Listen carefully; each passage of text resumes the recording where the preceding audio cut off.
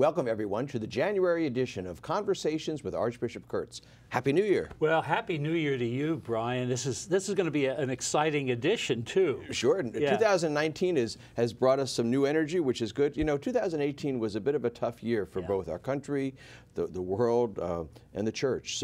No, you're right. You're right. It's a new year, and we have some new beginnings, which is good. We do. Yeah. So we thought it'd be fun to take this opening show with a little bit of a nod maybe to late night TV and do the top 10 good news stories for 2018. So these are not going to be in a particular order of the best. They're just the top 10 things I think that you and I looked around at what's going on here. So let's do them. And you tell me what you think.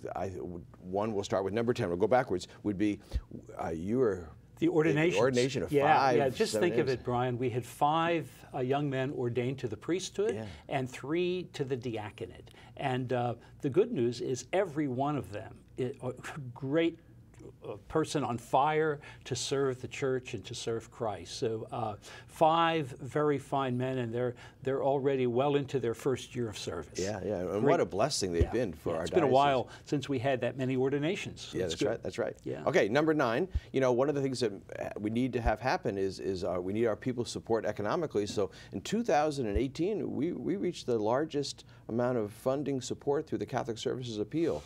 We did, Brian. We hit the goal of $4.1 million. It was $200,000 more than the year before.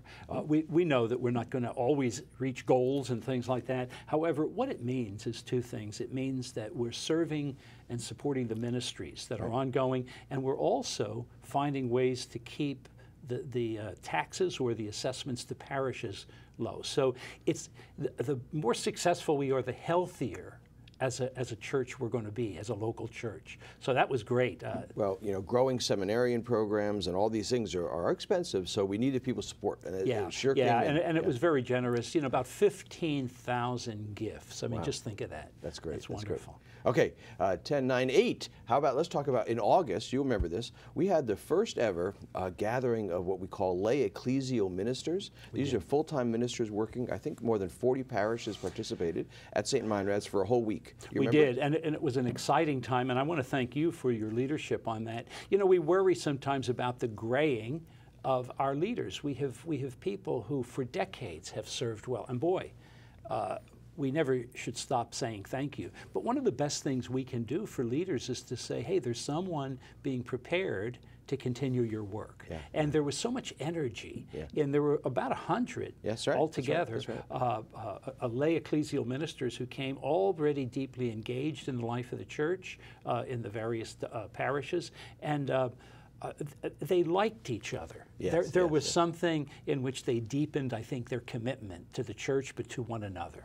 There's always lots of programs for our staffs, but to get music ministers, religious educators, youth ministers, business managers, school principals all at the same time. That was good. It was good. It was a great dynamic. Okay, number 7 was the, remember we put new solar panels, renewable energy on top of the new pastoral center. Yeah, the center itself is a great success. It's accessible. Pope Francis has called us rightly to care for creation, to care for one another, to care for God's creation. And symbolically as well as actually, our arrangement with LG&E has been just wonderful. And again, thank you for leading the way on that. Oh, it's a great project. A great project, and it's great to kind of model that for others. Plus, it gets me praying for sunshine. There you go. Because the more sunshine we get, the more exactly the the bills go down. The solar panel. Exactly. Very good. Okay, now the next one is mostly a blessing, but a little bit of a loss. Our Holy Father called Father Spaulding, who's now Bishop Spaulding, Bishop to Nashville. Mark Spaulding, who is our neighbor to the south. The theology of abundance, Brian, says share. And so Bishop Spaulding, really a seasoned pastor. He was Vicar General, just a very talented and loving and good person. Now he's the Bishop of Nashville.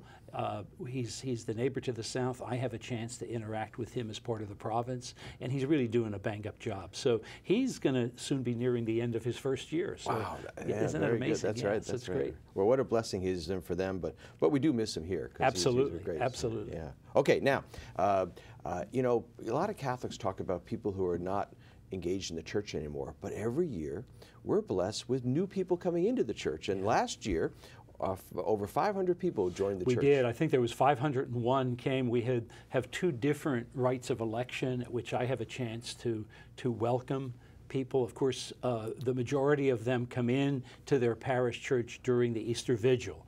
And they bring life, they bring enthusiasm. And you know what else? The people in the parishes who are preparing them themselves are renewed in their faith. So that's a great gift. It's great to welcome them. Number 4 is we had 80 parishes completed a sermon process in 2018. Yeah. If you remember, the discernment was part of the pastoral letter that I did about, we always say, if you want a healthy archdiocese, build healthy parishes. Well, this discernment was asking each parish to ask the question together, what does God want of us? And really exciting things happen. There's great enthusiasm, great work. The cathedral itself, it resulted in actually a campaign that will do us well for years into the future. So it's exciting.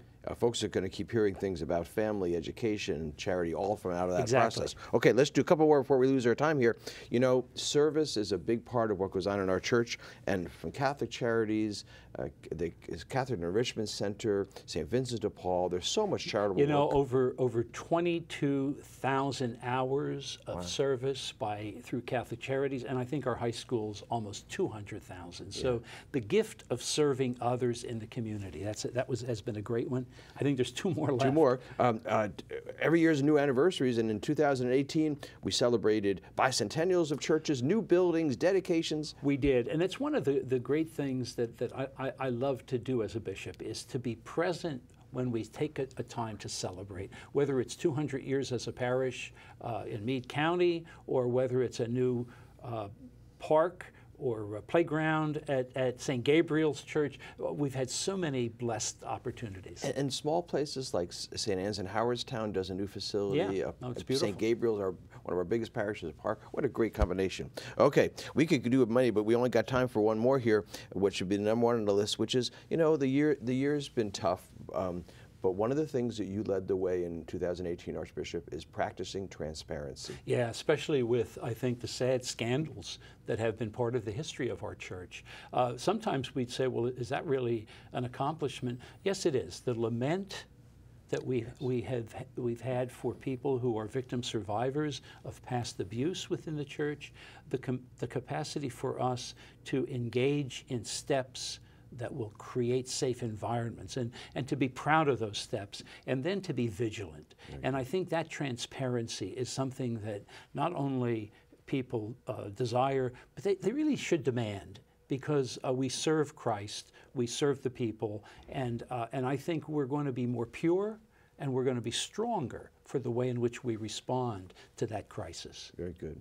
You know, the top 10 list gives us a lot of energy as we look back on the year. Let's hope we have 20 more for the new coming year ahead of us. Absolutely. Thanks, Brian. Sure. Thanks for being with us, everybody. Stay tuned for segment 2, where we have a really special guest.